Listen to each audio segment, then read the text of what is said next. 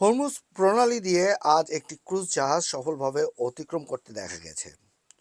যুদ্ধ শুরুর পর এটি প্রথম যাত্রীবাহী জাহাজ যা এই পথ দিয়ে যেতে পেরেছে। জাহাজ ট্র্যাকিং সেবা মেরিন ট্রাফিক জানিয়েছে এটি।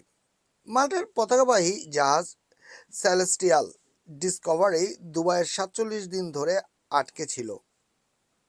জাহাজটিতে কোনো যাত্রী নেই এবং এটি এখন ওমানের মাস্কাটের দিকে রওনা দিয়েছে। মেরিন ট্রাফিক জানিয়েছে শনিবার নাগাদ এই জাহাজটি পৌঁছানোর সম্ভাবনা রয়েছে।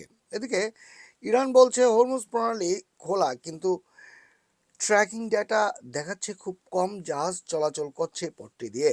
অন্যদিকে ট্রাম্প বলছেন মার্কিন অবরোধ চলবে।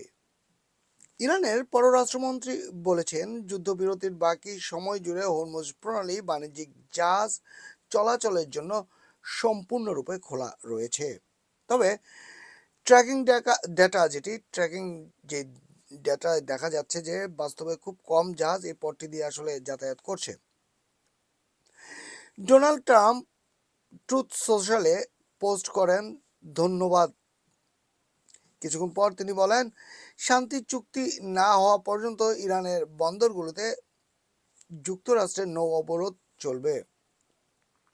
ইরানের ঘোষণার পর তেলের দাম কমে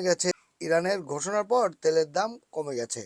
এর আগে ইসরায়েল ও লেবাননের মধ্যে 10 দিনের যুদ্ধবিরতি শুরু হয়েছে, যার দরুন বৈরুতে আতশবাজি ফুটিয়ে এটিকে উদযাপন করতে দেখা গেছে।